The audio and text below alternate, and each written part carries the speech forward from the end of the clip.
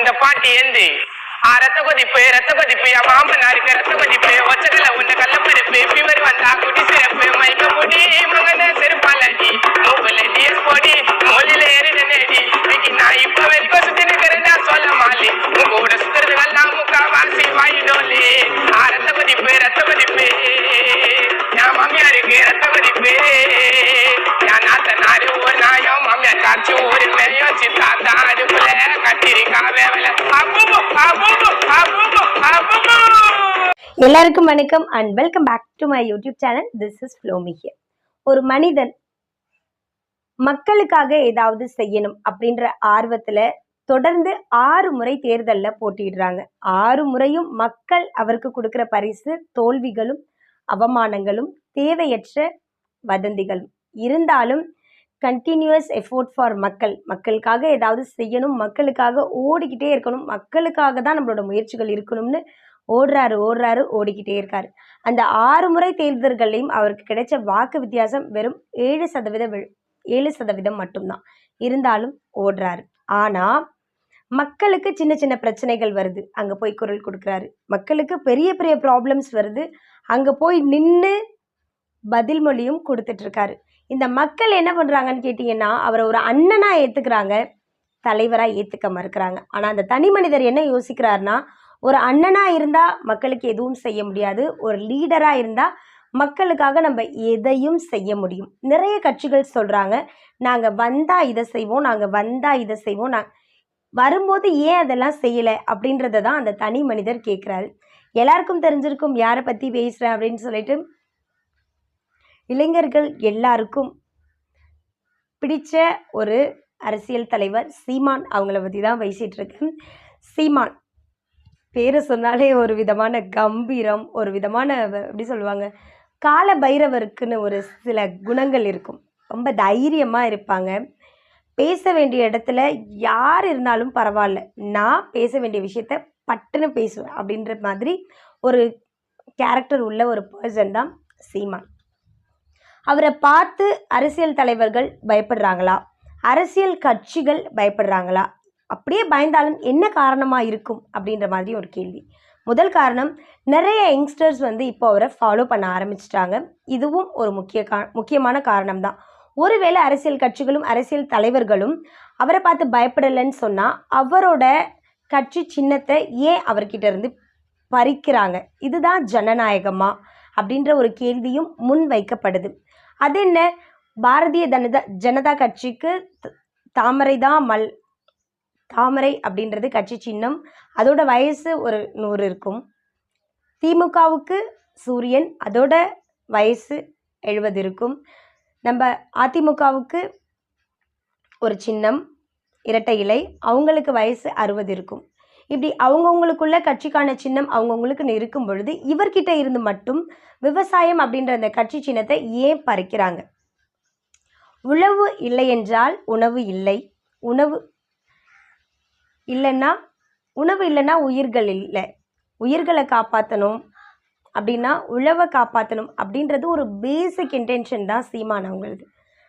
அவர்கிட்ட இருந்து அந்த கட்சி சின்னத்தை பறிச்சதோட மட்டும் இல்லாமல் அதன் பிறகு அவர் கேட்குறாரு, விவசாயம் அப்படின்றத என்கிட்ட இருந்து பறிச்சிட்டிங்க, சரி பரவாயில்ல, தென்னந்தோப்பு கொடுங்க, வாழை மரம் கொடுங்க, இந்த மாதிரி விவசாயம் சம்மந்தப்பட்ட ஏதாவது ஒரு விஷயம் எதுவுமே கொடுக்கல. அவங்க ஃபைனலாக என்னதாடா முடிவு பண்ணியிருக்கீங்க அப்படின்னு கேட்கும்பொழுது மைக் சின்னம் கொடுக்குறாங்க.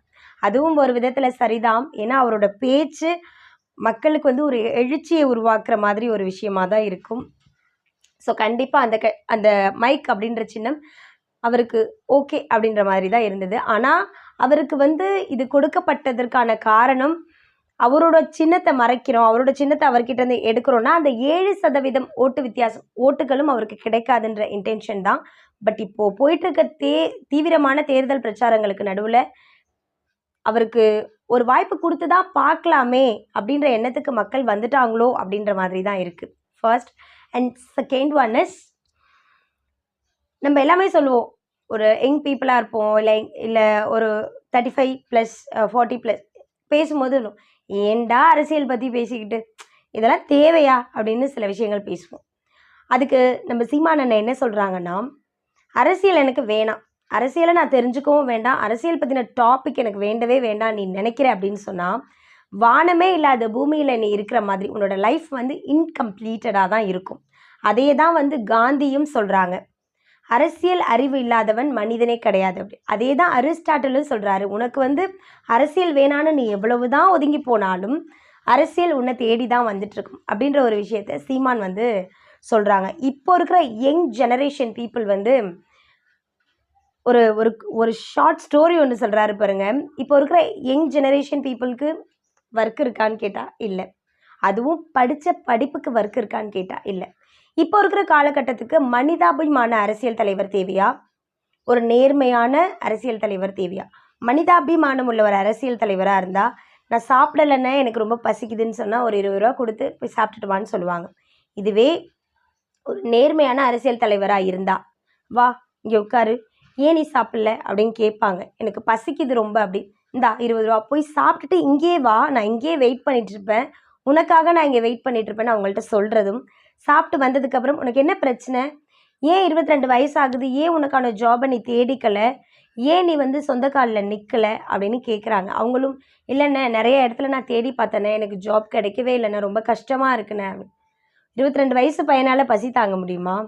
22 வயசு பையனால் தன்னோட குடும்ப சுமைகளை சுமந்துக்கிட்டு பிரயோஜனம் இல்லாமல் வீட்டில் இருக்காங்கன்னா, வீட்டில் இருந்து வர்ற வசைப்பாடுகள் எப்படி இருக்கும்? நீ ஒன்றுத்துக்கும் உதவ மாட்டேன், 22 வயசு ஆகுது, எரும மாடு கணக்கில் இருந்துட்டு ஒரு வேலை உனக்கு பார்க்க தெரியல, உன் ஜென்மத்துக்கு போயிட்டு நீ கூலி வேலை செஞ்சாவது இப்படி நிறைய குடும்பத்தை காப்பாற்றலாம்ல, இப்படி நிறைய இது எல்லாத்தையும் தாங்கிக்கிட்டு நீ ஏன் இருக்கேன்னு அந்த அரசியல் தலைவர் கேட்குறாங்க. வேலை இல்லை, படித்த படிப்புக்கு வேலை இல்லை, ஏதாவது செஞ்சு பொழைக்கலான்னாலும் இதை படிச்சுட்டு இங்கே வந்து இந்த வேலை பார்க்க போறியான்னு கேட்குறாங்க. அப்போது அந்த அரசியல் தலைவர் என்ன யோசிப்பாருன்னா, 22 வயசில் ஒருத்தவனுக்கு பசியும் இருக்கக்கூடாது, படித்த படிப்புக்கு வேலையும் இல்லாமல் இருக்கக்கூடாது, அதற்கு என்ன மாதிரியான திட்டங்களை வகுக்கலாம் அப்படின்ற ஒரு விஷயத்தை தான் அந்த அரசியல் தலைவர் செய்வார். இப்போ இருக்கிற மக்களுக்கு சரியான அரசியல் தலைவர் தான் தேவை அப்படின்ற ஒரு விஷயத்த அழகாக எக்ஸ்பிளைன் பண்ணியிருந்தார். அது கூடவே சேர்த்து இப்போ வர அரசியல் வந்து தேர்தல் அரசியல்.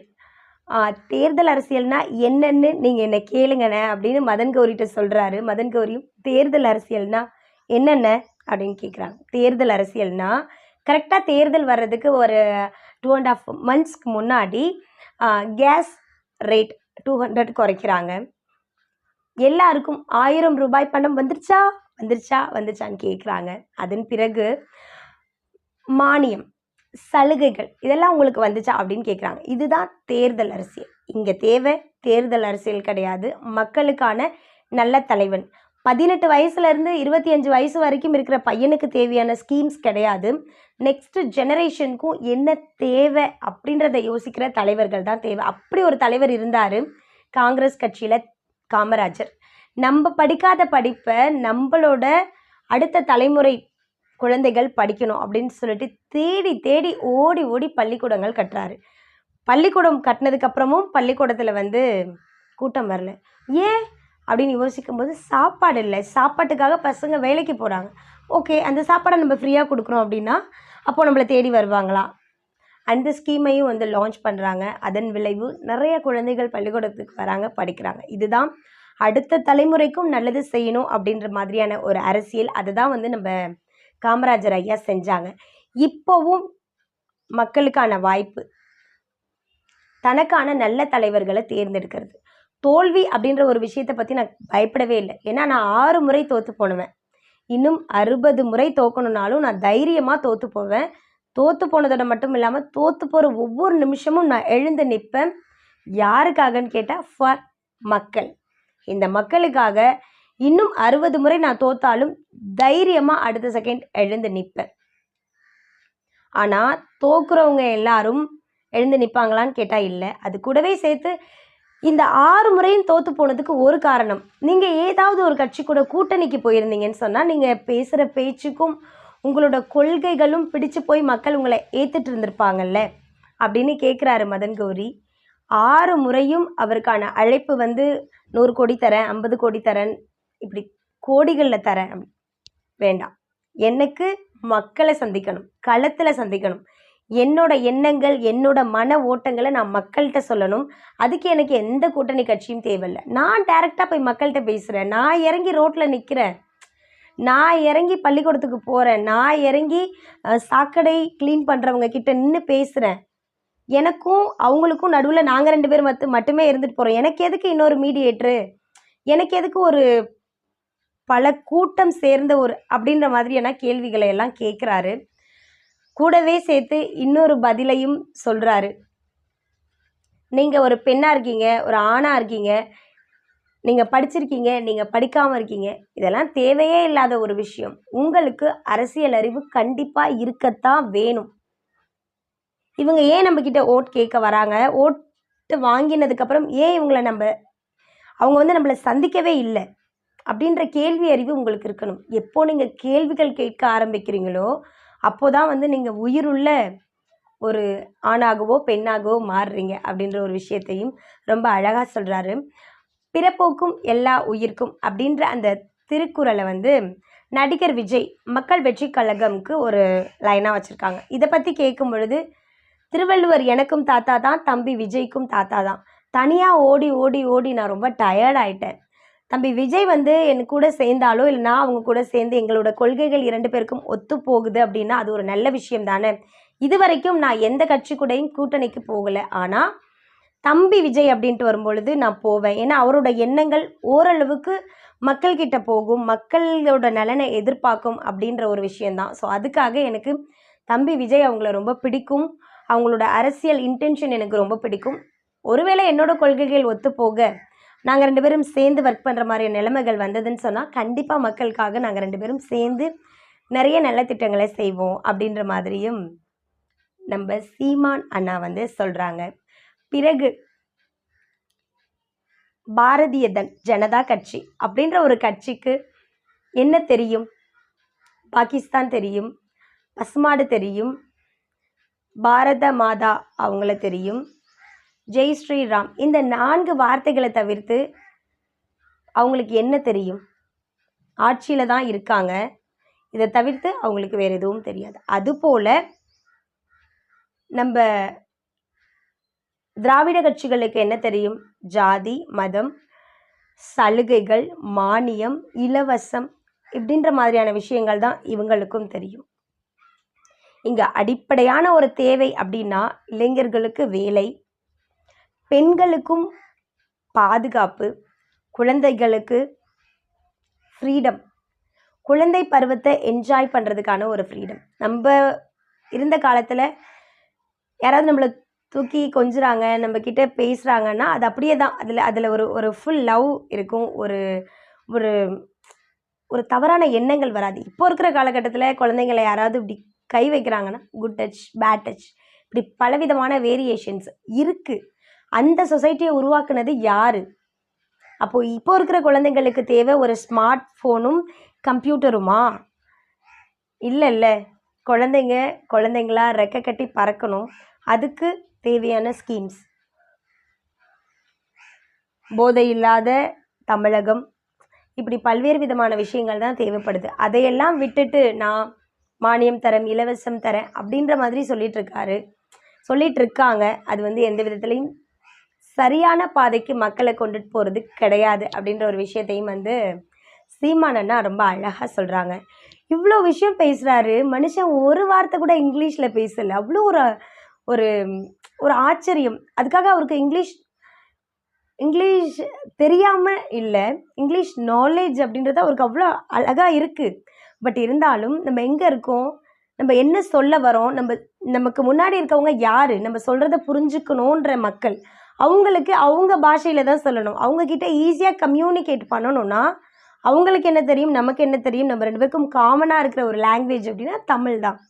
தமிழ்நாட்டில் இருந்துட்டு தமிழ் பேச அசிங்கப்படலாமா அப்படின்ற மாதிரி கேட்குற கேள்வி எல்லாமே அப்புறம் ஒரு மாதிரி அவரோட ஸ்பீச் கேட்கும்போது இப்படி கை கட்டிட்டு அப்படியே ஜாலியாக அப்படி கேட்டுகிட்டே இருக்கணும் போல இருக்குது. எப்படி இந்த மனுஷன் இவ்வளோ எனர்ஜெட்டிக்காக இருக்கார், இவ்வளோ பாசிட்டிவாக இருக்கார் அப்படின்னு சுத்தமாக தெரியவே இல்லை. அதனால தான் இவ்வளோ யங்ஸ்டர்ஸ் வந்து அவரை ஃபாலோ பண்ணிகிட்டே இருக்காங்களா அப்படின்ற ஒரு விஷயம் கூட எனக்கு புரியாமல் இருந்தது. என்னோடய கிளாஸ்மேட்ஸ் 2 பேருமே வந்து என்னோடய பிஜி ஃப்ரெண்ட்ஸ் 2 பேரும், ஒருத்தவங்க துபாயில் இருக்காங்க, ஒருத்தவங்க வந்து தஞ்சாவூரில் இருக்காங்க. 2 பேருமே வந்து துபாயில் இருக்கவங்க தன்னோட வேலையை விட்டுட்டு வந்து சீமான் அண்ணாவுக்காக ஓட் கலெக்ட் பண்ணிட்டு இருக்காங்க. அவங்க கட்சியில் இருக்கிற நிறைய பெண்கள், எல்லா இடங்கள்லையும் பெண்கள், வீரப்பன் மகளாக இருக்கட்டும், காளி அம்மாவாக இருக்கட்டும், நிறைய பெண்கள் எல்லாருமே வந்து டீச்சர்ஸ், வக்கீல், ஒரு ஸ்கூலோட தாளாளர், இந்த மாதிரி நிறைய நல்ல நல்ல பதவிகளில் இருக்கிற பெண்கள். பொதுவாக பெண்களுக்கு ஒரு குடும்பத்தில் 5 ஆண்கள் இருக்காங்க, ஒரு பெண் தான் இருக்காங்கன்னா அந்த ஒரு பெண்ணால் அந்த 5 ஆண்களையும் அடக்கி ஆள முடியும். ஏன்னா ஒருத்தவங்களுக்கு அம்மாவா, ஒருத்தவங்களுக்கு மனைவியா, ஒருத்தவங்களுக்கு தங்கச்சியா, இப்படி என்ன வேடம் கொடுத்தாலும், நான் ஒரு அக்காவாக இருக்கேன், நான் ஒரு அம்மாவாக இருக்கேன், நான் ஒரு ஃப்ரெண்டாக இருக்கேன், நான் ஒரு லவ்வராக இருக்கேன், நான் ஒரு ஒய்ஃபாக இருக்கேன், எல்லா கேரக்டர்ஸையுமே என்னால் சூப்பராக பண்ண முடியும். அதை நான் பண்ண முடியறதுனால தான் ஒரு குடும்பத்தை என்னோட கட்டுக்கோப்புக்குள்ளே வச்சுக்க முடியுது அப்படின்ற ஒரு விஷயத்தை விளக்குற விதமாக தான் சீமான் வந்து நிறைய கட்சிகளுக்கு, நிறைய இடங்களுக்கு வந்து பெண் வேட்பாளர்களை நியமிச்சிட்ருக்காரு. நிறைய பெண் வேட்பாளர்களை ஊக்குவிக்கிற விதமாக, என்கரேஜ் பண்ணுற விதமாக, போராடி தான் இழந்த தோல்விகளை பெற முடியும்னு சொல்லிட்டு அவங்களுக்கு மோட்டிவேட் பண்ணிக்கிட்டே இருக்காரு. இவர் பேசுகிறத கேட்கும்பொழுதே நம்மளுக்கு இவ்வளோ மோட்டிவேட்டிங்காக இருக்குது. இவரோட இன்டர்வியூஸ் பார்க்கும்போது நமக்கு இவ்வளோ ஜாலியாக இருக்குது. அவர் பக்கத்தில் இருந்து அவர் பேச்சை கேட்கும் பொழுது ஒரு ஒரு எப்படி சொல்லுவோம், ஒரு உடம்பெல்லாம் ரொம்ப இன்தூசியாஸ்டிக்காக இருக்கும்ல, ரொம்ப ஆர்வத்தோட, இல்லைடா எடுத்த டாஸ்க்கை நம்ம கம்ப்ளீட் பண்ணியே ஆகணும். நம்ம பின்னாடி யார் இருக்கா? சீமான் இருக்கார். சீமான் பின்னாடி யார் இருக்கா? நிறைய யங்ஸ்டர்ஸ் இருக்காங்க. ஸோ அப்படின்ற மாதிரி ஒரு வெறி, ஒரு கொலவெறி அப்படின்ற மாதிரியெல்லாம் கூட இருக்குது. பட் எனிவே எது எப்படி இருந்தாலும் சீமான் ஜெயிப்பாங்களா ஜெயிக்க மாட்டாங்களா அப்படின்ற அந்த கணக்கெடுப்பை தாண்டி அவரோட கொள்கைகள் சிறப்பானதாக இருக்குது அப்படின்ற பட்சத்தில் மக்களாகிய நம்ம ஏற்றுக்கிறோமோ இல்லையோ, யங்ஸ்டர்ஸ் ஏற்றுக்கிறாங்க. யங்ஸ்டர்ஸ் ஏற்றுக்கிறாங்க அப்படின்னா மேபி ஃப்யூச்சரில் கூட அவர் ஒரு ஒரு ஒரு ஹியூஜ் அண்ட் வெரி பவர்ஃபுல் லீடராக வர்றதுக்கு வாய்ப்பு இருக்குல்ல. Thank you and two subscribe my channel.